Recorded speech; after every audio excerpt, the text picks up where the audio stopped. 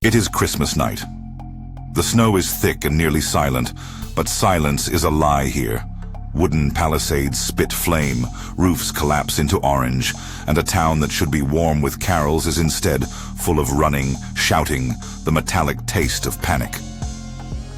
King Matias Corvinus, Matias, the most powerful ruler in the region, flees on foot through the dark, his cloak wet with melted snow and blood.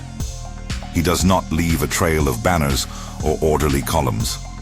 He crawls. The man who should have been secure, who had armies and alliances, is humbled, hunted through streets that only hours before belonged to his supporters. The attacker? Not a foreign invader in the classic sense, not a janissary or a sultan standard. The assailant is a prince who had once been a vassal, a ruler of a poor, forested principality on the edge of the Danube, Stephen, called the Great. This is the paradox that will run through everything that follows.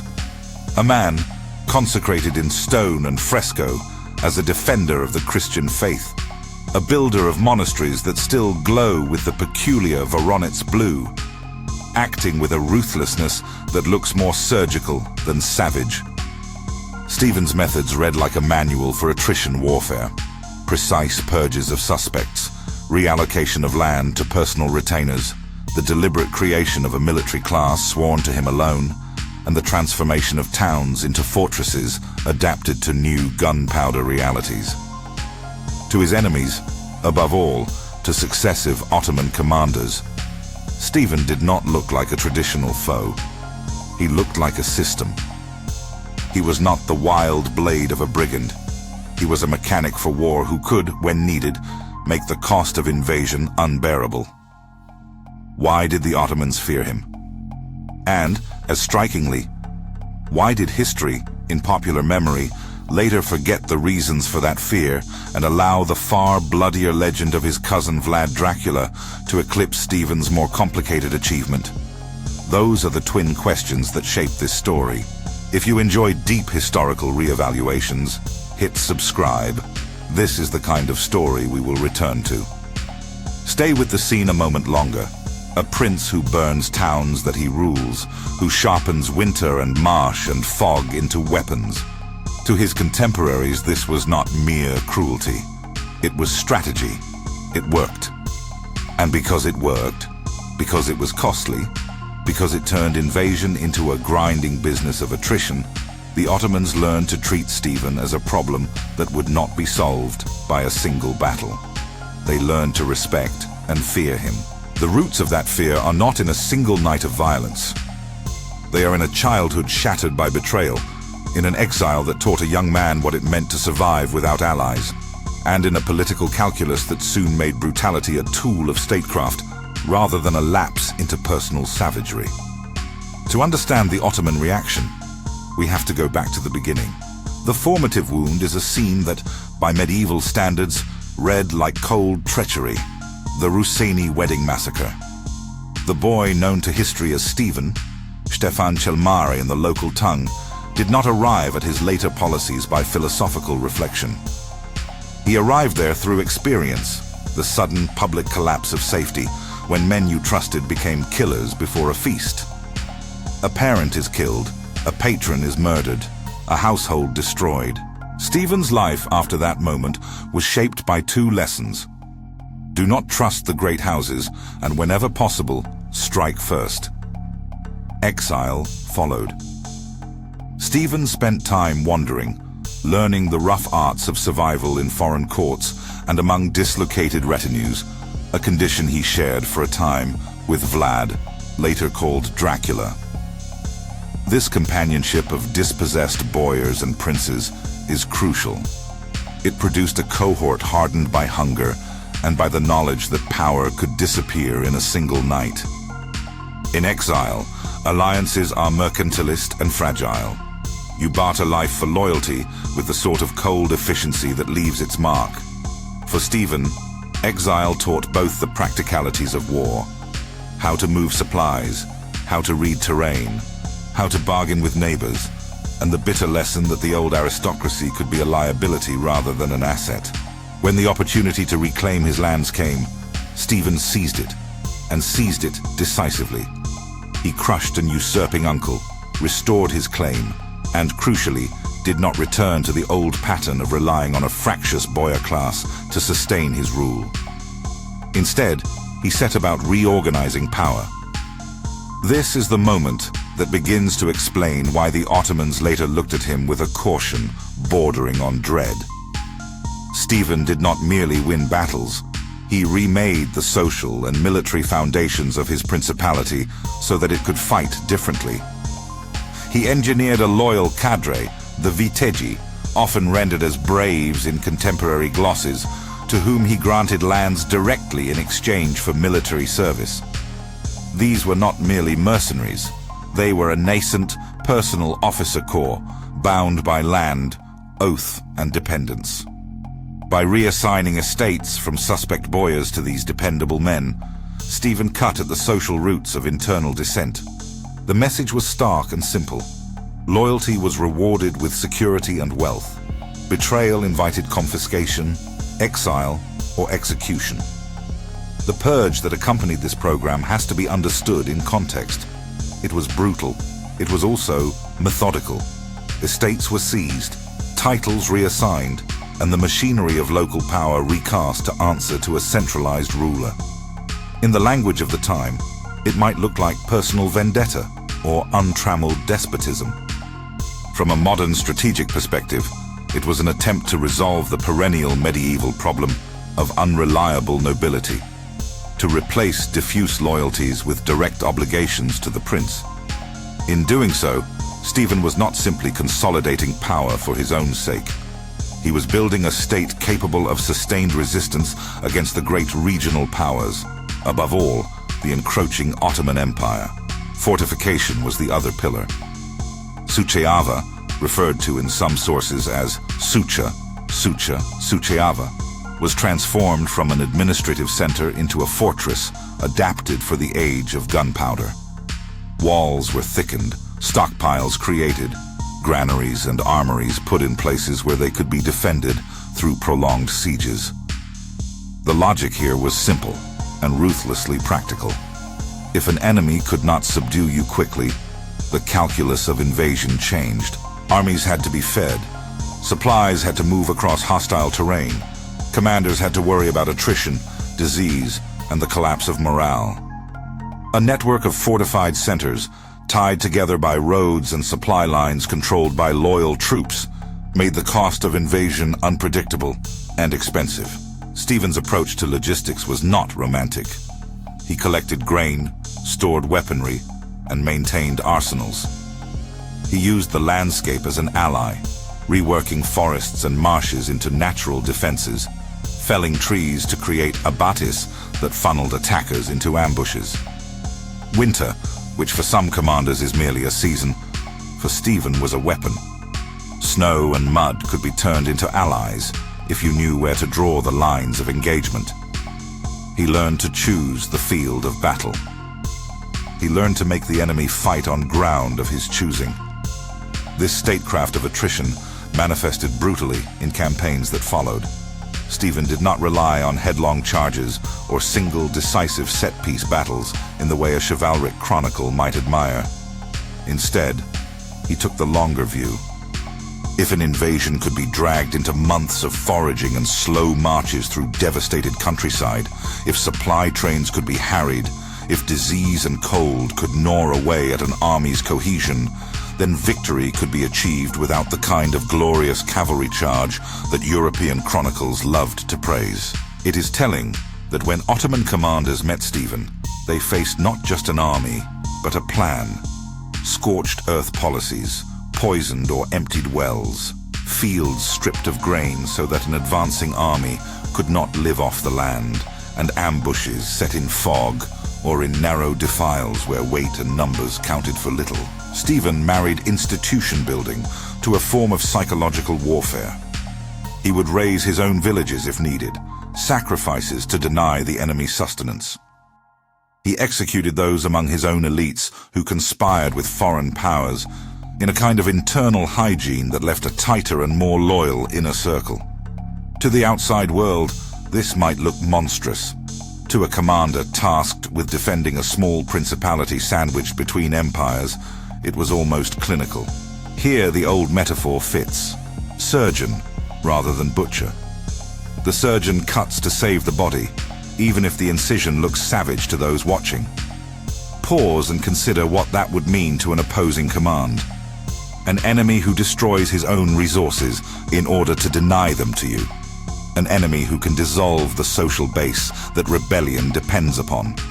An enemy who has hidden granaries, fortified centers, and mobile, loyal troops who answer to the sovereign alone.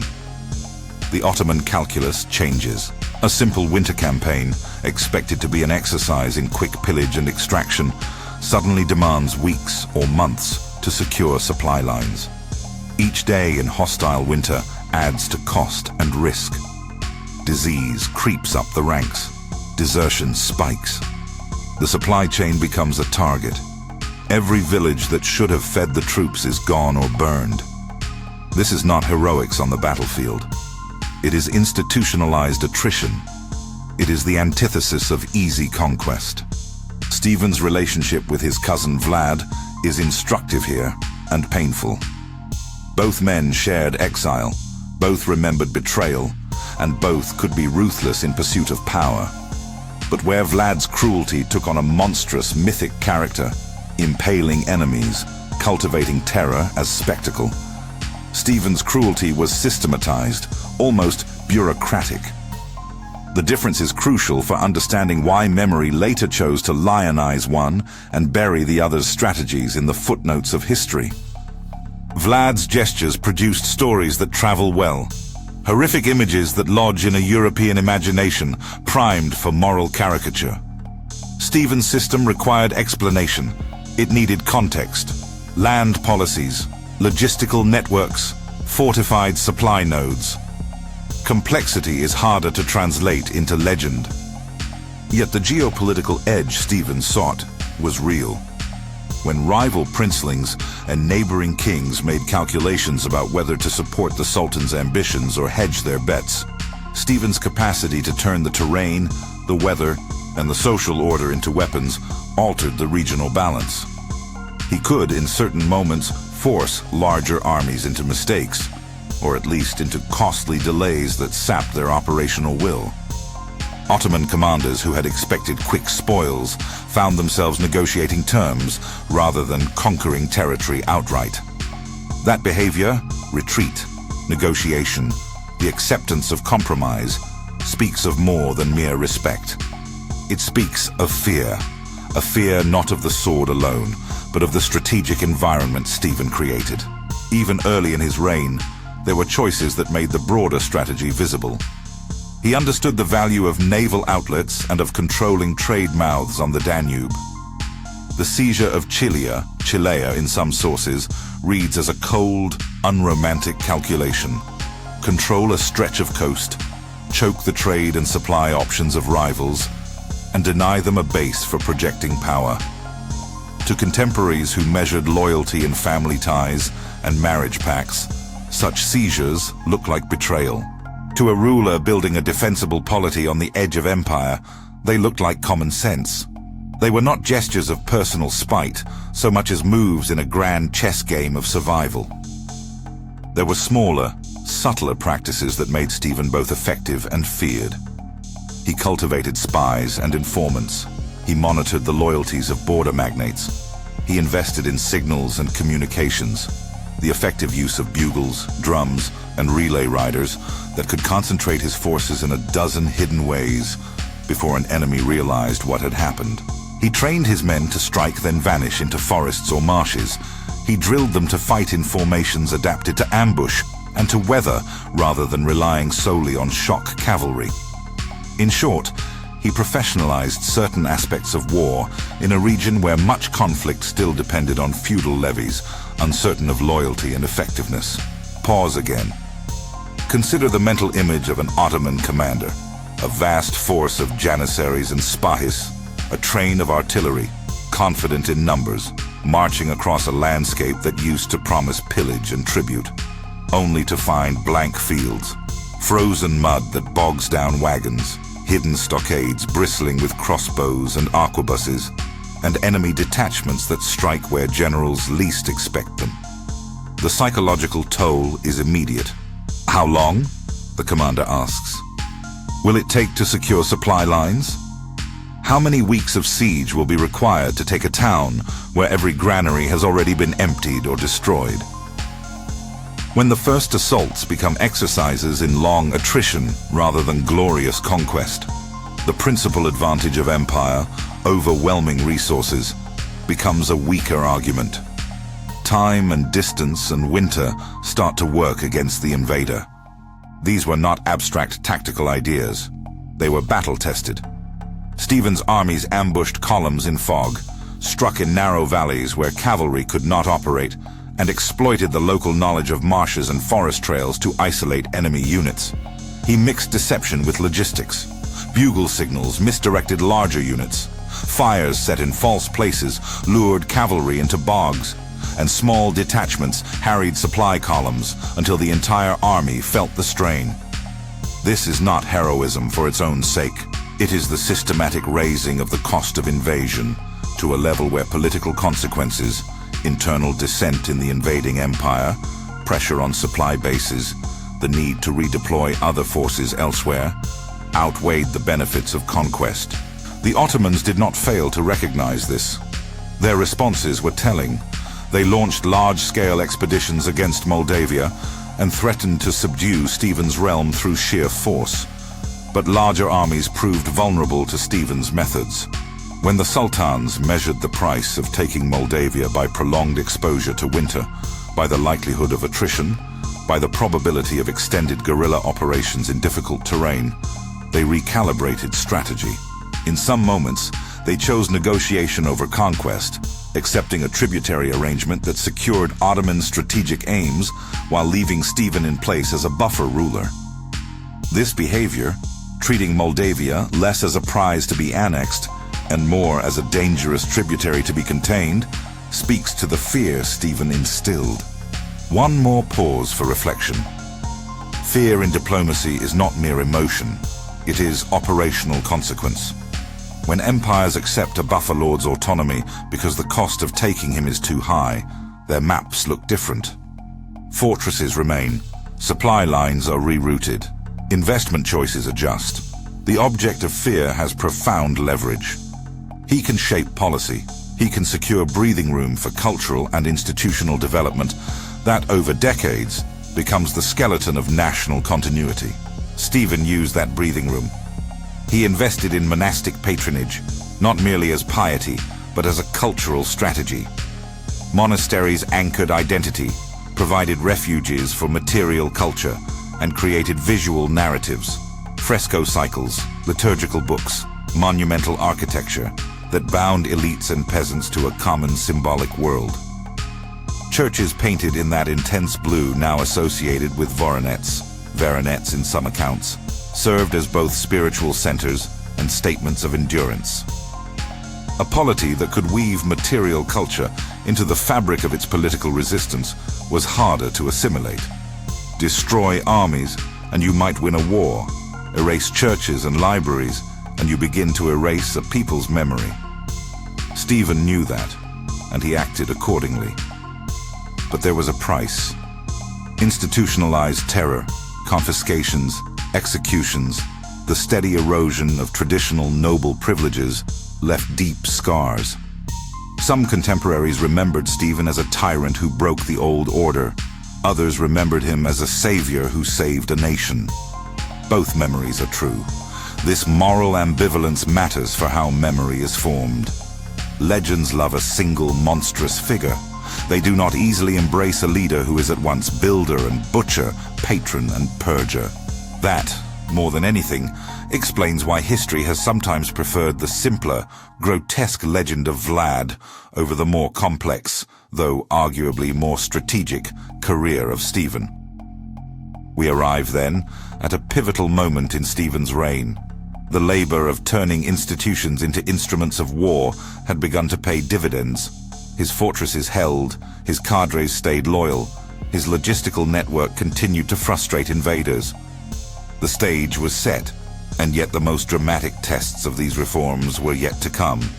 Stephen would be forced into choices that tested both his surgical ruthlessness and his political imagination. Seizing coastal nodes that angered neighbor princes, confronting the Ottoman machine on its terms, and, in a later act that some read as capitulation, negotiating suzerainty in order to preserve the core of his polity. At this hinge, the narrative splits into two overlapping dilemmas, military and moral. And it is here that Ottoman fear and the story's subsequent forgetting begin to intersect in the most consequential ways.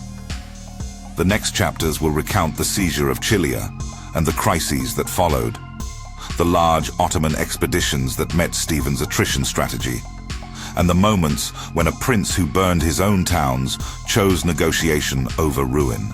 We will see battles where the fog and the mud did more damage than any arrow, and we will watch as statesmen in Istanbul and in local courts came to an unglamorous recognition that conquering a place can be less useful than converting it into a buffer under a ruler who knows how to make invasion a slow and expensive business. But to understand why the Ottomans, emperors and field commanders, came to fear not only Stephen's sword, but his statecraft, we must trace more closely how he restructured loyalty, how he thought about supply and landscape, and how he turned suffering into strategy. That is where the true answer to our question begins to take shape. Stephen's seizure of Chilea in some sources, was not an act of personal spite. It was a chess move. Imagine a little principality perched on the Danube's fringes, its rulers dependent on trade tolls and the precarious goodwill of larger neighbors. Control of Chilea meant control of river access, customs, and the ability to choke or enable supply lines that ran from the Black Sea into Central Europe. For a prince who had learned in exile that a neighbor's loyalty could evaporate overnight, holding that mouth of the river was a strategic necessity. For Vlad, who prized honor and kinship in a way that sometimes blinded him to cold calculations, Stephen's move felt like treachery. For Ottoman planners and the surrounding courts, it was a formidable reconfiguration of the regional balance. Seizing Chilea did immediate harm to rivals' commercial ambitions. It denied ports and provisioning points, forced naval detours, and complicated any campaign that depended on easy resupply from the sea. But more important than the port itself was what the seizure revealed about Stephen's mindset. He did not act as a feudal magnate, hoping to gain a few new estates.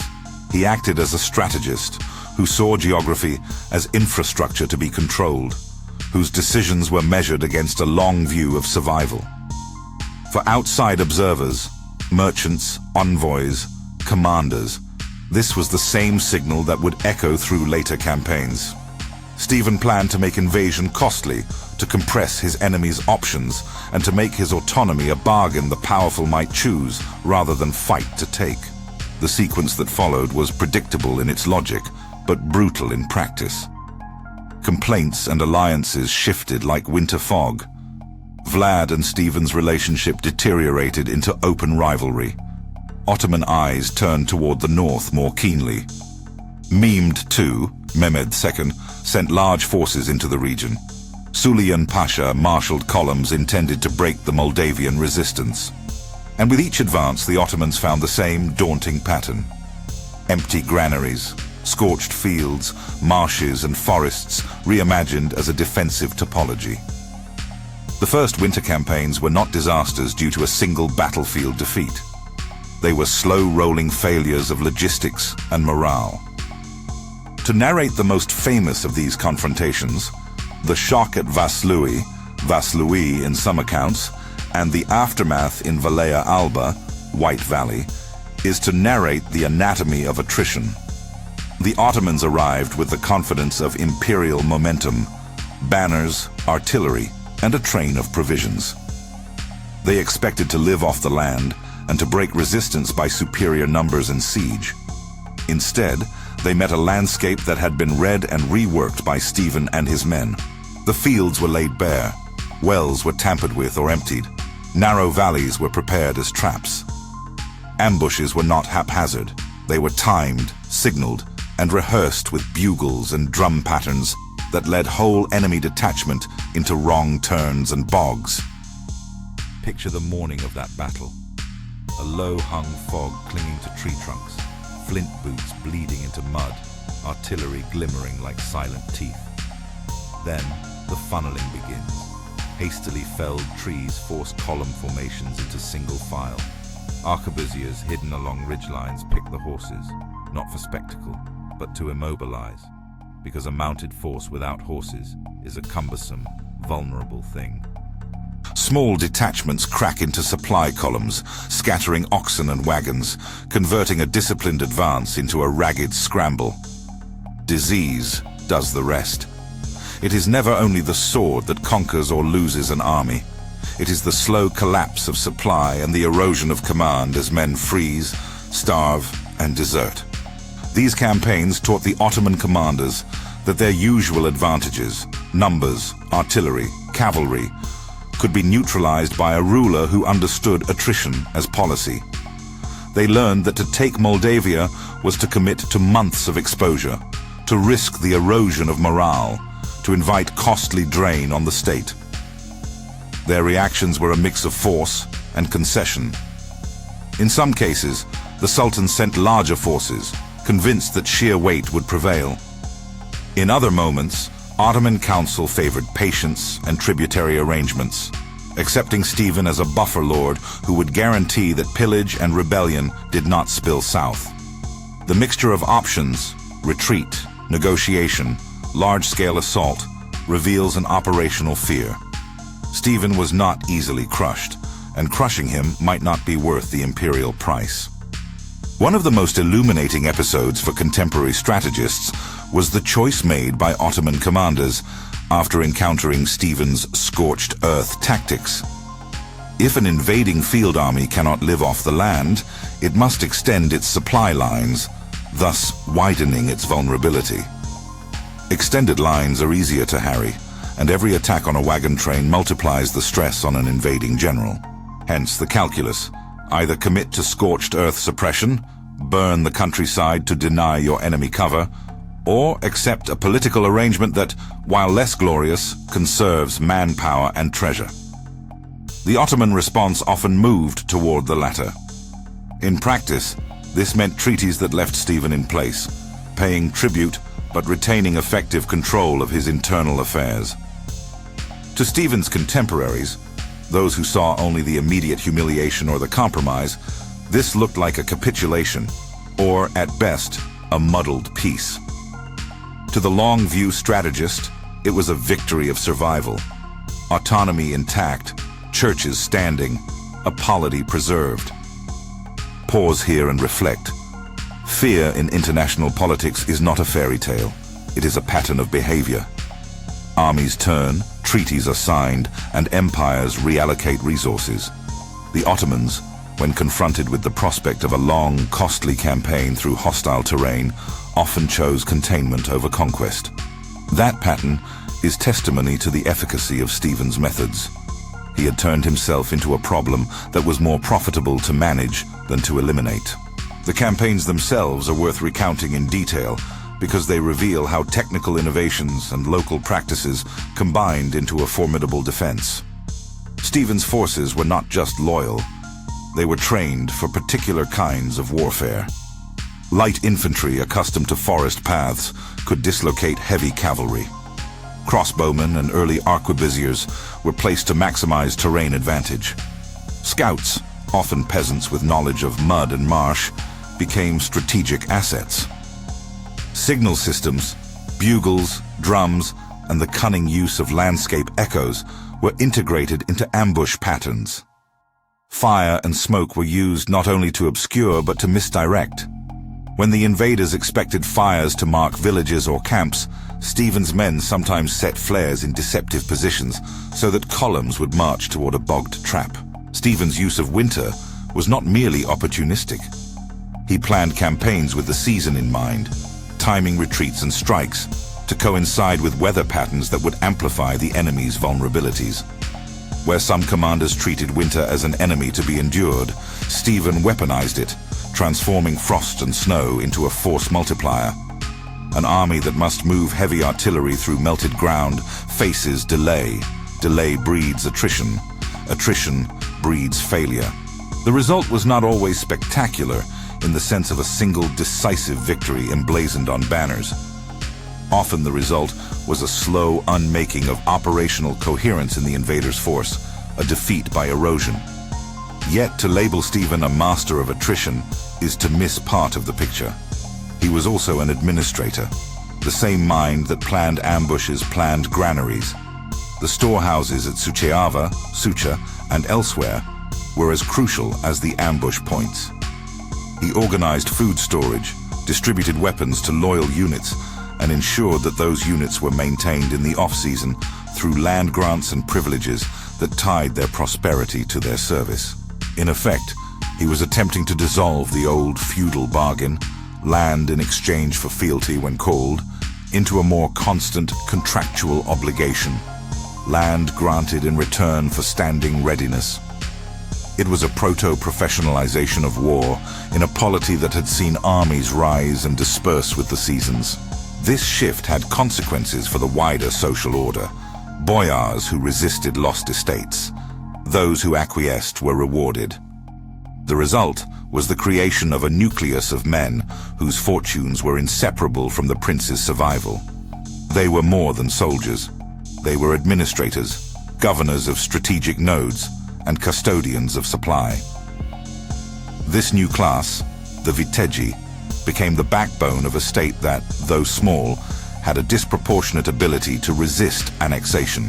Their loyalty was political and economic, not merely familial. It is tempting, when reading chronicles, to view confiscations as personal cruelty or simple greed. In another register, they are statecraft, a re-engineering of incentives to produce a fightable polity. There is another dimension to Stephen's power: intelligence and diplomacy.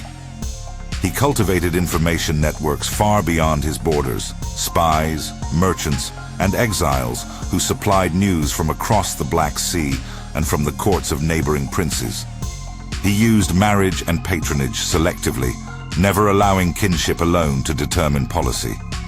His envoys were dispatched as instruments of information as much as negotiation. He knew when to provoke and when to parry. When Ottoman envoys arrived with veiled threats, Stephen's replies were often pragmatic, calibrated to produce delay or compromise. His willingness, in later life, to accept status as a tributary ruler, paying homage but retaining significant autonomy, was misunderstood by some as weakness. In geopolitical terms, it was again a survival tactic. Better a negotiated vassalage that preserved core institutions than a smashed polity under direct rule. Pause to reconsider. Is that capitulation or cunning? The answer depends on what one values. If the aim is immediate expansion, then a suzerainty is undesirable. If the aim is continuity, keeping churches, laws, and archives intact, then suzerainty is a form of conservation. Stephen chose the latter in his final years, and his choice ensured that Moldavia remained a distinct political and cultural entity where Romanian language, liturgy, and monastic tradition could continue. In the calculus of preservation, his choices were rational. Stephen's later military episodes further underscore the breadth of his capabilities. His clash with the Kingdom of Poland at Kosmin Forest is instructive because it shows his adaptability against European, not Ottoman, foes. There he exploited the same terrain-based tactics and intelligence networks to surprise and disarray a numerically superior foe. He was comfortable shifting between large-scale set-piece battles and guerrilla-like strikes. That versatility made him an unpredictable adversary, not merely a one-note leader of ambushes, but a strategist who could oscillate between approaches as the situation demanded. While fighting was one medium of Stephen's statecraft, patronage was another. Monasteries were not mere pious hobbies. They were repositories of culture and claim.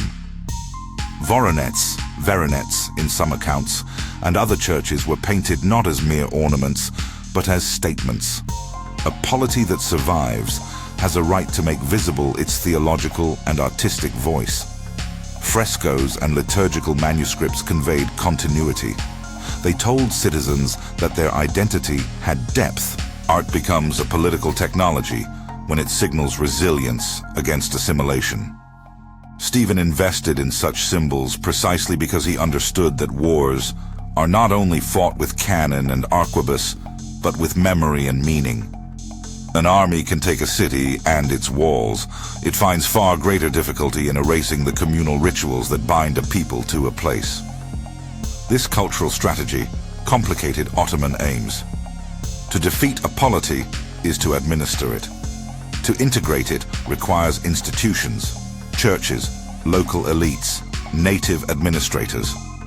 Stephen's insistence on preserving these elements, even if they were loyal to him personally, made direct administration costly and subtle. An occupying power would have to replace priests, dismantle monastic networks, and contest local loyalties. Those are tasks that, given the reluctance during the 15th century to commit long-term manpower to distant provinces, often discouraged annexation in favor of tributary leverage. There is a human side to these political calculations that must be acknowledged. Stephen's reforms and purges created enemies and resentments. Noble families dispossessed in the process nursed grudges. Some fled and found service in rival courts. Others incited external powers to intervene. The prince's brutality was functional, but it exacted a social cost. Elites alienated from the throne could act as fifth columns. This is a vital part of the moral ambivalence the DNA asked us to preserve. Stephen's statecraft preserved political continuity, but did so by cleaving the old aristocracy. The cost was internal fragmentation that could be exploited by enemies who preferred intrigue to direct confrontation. That fragility was tested repeatedly. Yet Stephen navigated these storms by combining military acumen with a keen sense of spectacle. Public executions of traitors, the visible redistribution of lands, and the consecration of monasteries were all public acts designed to shape perception. He terrified as much as he soothed. He made clear that disloyalty meant eradication, while loyalty meant tangible reward. These were the instruments of a ruler who understood both fear and hope as tools. For the Ottomans, who preferred predictable tributaries to unpredictable insurgents, this mixture was disconcerting. A prince who could alternately be ruthless and pious, who could rally peasants and strike at elite networks, presented a governance challenge unlike the routine of raising taxes and co-opting local notables. As Stephen aged, the physical toll of decades of campaigning became evident. Chronic wounds and a body worn by battle made him less inclined to risk outright annihilation. The last decades of his life were dominated by calculations that prioritized survival over glory. Some contemporaries misread this as a loss of nerve. Historians who later valorized dramatic spectacle preferred leaders who ended in vanquish or magnificent death. Stephen's patient survival, an unflashy series of bargains and institutional fortifications, did not fit the narrative appetite of storytellers who loved single monstrous figures or tragic last stands. This brings us to the second half of the title's paradox. Why did history forget the reasons the Ottomans feared Stephen? Why did Vlad's gruesome legend travel farther than Stephen's complex statesmanship? The answer lies partly in the mechanics of memory, and partly in the nature of stories. Legends prefer clarity. They hunger for an image that is immediately graspable. A prince who impales enemies becomes an emblem of cruelty that can be repeated across Europe in pamphlets, poems, and later, sensationalist histories. Brutal spectacle circulates easily. It is a stark symbol that requires little context to shock and fix itself in the popular imagination. Vlad's image, already propagated by hostile chronicles and later reinforced by travelers' tales, seized on that appetite. Stephen's methods, by contrast, required explanation. To appreciate his mastery, one must understand logistics, modes of feudal loyalty, seasonal campaigning, and the architecture of fortified supply. None of these translate into a single, arresting image. Stephen's surgeon-like approach, cutting to save the polity, fits awkwardly in folklore that wants heroes or monsters. To produce a memorable image of Stephen, one would need to compress his patient, paradoxical policies into a single snapshot, and that is precisely what memory abhors. The effigy of Vlad's cruelty fit easily in printing presses and sermon illustrations. The networked complexity of Stephen's policies did not. Communication channels in early modern Europe compounded this effect. Western chroniclers, travelers, and diplomats often recorded the grotesque because grotesque secured attention and sale. The Ottomans recorded the operational headaches Stephen presented in administrative dispatches and military letters, documents that were not designed for broad European circulation. Thus, the Ottoman record, respectful, cautious, operational, remained largely within imperial archives, while the lurid stories of Vlad leapt across borders in crude, eager narratives. The mechanics of dissemination shaped collective memory. Language and cultural translation also mattered. Vlad's grotesqueries were shorthand for evil despot in the moral lexicon of many Western audiences. Stephen's religious patronage, monasteries, frescoes, liturgy, was a cultural vector that reinforced identity locally, but did little to catalyze sensational narratives abroad. Paintings on church walls do not travel well. Pamphlets do. Woodcuts of impalements and travelers' horror stories about Vlad became the stuff of Western imagination. Stephen's policy of preserving churches and art produced durable cultural continuity at home, not viral stories abroad. Pause to reflect. Memory is not a mirror of significance. It is a function of narrative fit. Vlad fit a story template. Stephen did not. That is why one is a household name, while the other is often a footnote in broader histories of the Balkans. Yet the pragmatic consequence of Stephen's actions, their intimidating effect on Ottoman operations, the survival of cultural institutions, the preservation of a distinct polity, was arguably of greater long-term consequence than sensational tales of cruelty. There are other practical reasons for Stephen's comparative amnesia. The administrative records that shed light on his sophisticated methods were often in vernacular or regional archives that later historians neglected. Western European history, particularly in the early centuries of modern scholarship, privileged events that connected directly to the narrative arcs of kingdoms like France, England, or the Holy Roman Empire. Moldavia, a buffer state on the empire's edge, fell outside many historians' central concerns. Its leaders were studied insofar as they intersected with larger powers. Nikolai or medieval chroniclers focused more on wars, genealogies, and high drama. Institutional innovations, granaries, land redistribution, intelligence networks were considered dry and technical. Over time, the dry evaporated from the public mind while the lurid remained. Modern scholarship has been correcting this imbalance, but the cultural legacy persists. Statues and frescoes celebrate Stephen in places he mattered most. Textbooks across multiple countries still prefer the sensational hook of Vlad's legend when teaching medieval Eastern Europe to general audiences. Museums emphasize dramatic artifacts that attract visitors. Their curatorial choices tend to reinforce existing narratives rather than complicate them. The result is a cultural economy of attention that rewards simplicity. Yet there is an argument to be made that the forgetting is itself a kind of tribute. Stephen's success depended on making invaders calculate and hesitate. If the Ottomans feared him enough to accept tributary arrangements and to leave his polity intact, his work had become invisible in the sense that it no longer provoked dramatic conquest narratives. Empires are remembered for their battles, not for the successful deterrence of battles that never occurred. If Stephen's methods were quietly effective, they also made for less dramatic historical record. Less conquest, fewer chronicles of sieges, fewer trophies to be paraded. Thus, the absence of a broad, lurid archive of his defeats of the Ottomans is not necessarily evidence of insignificance. It may be evidence of success. There is also a rhetorical factor. The Western imagination, shaped by Renaissance humanists, Reformation polemics, and later Romanticism, had a taste for strong moral exemplars, saints, tyrants, tragic heroes. Vlad's story fit neatly into polemical needs, an object lesson in cruelty, a foil for moralizing sermons. Stephen's career, with its moral ambiguity and institutionalist tendencies, did not.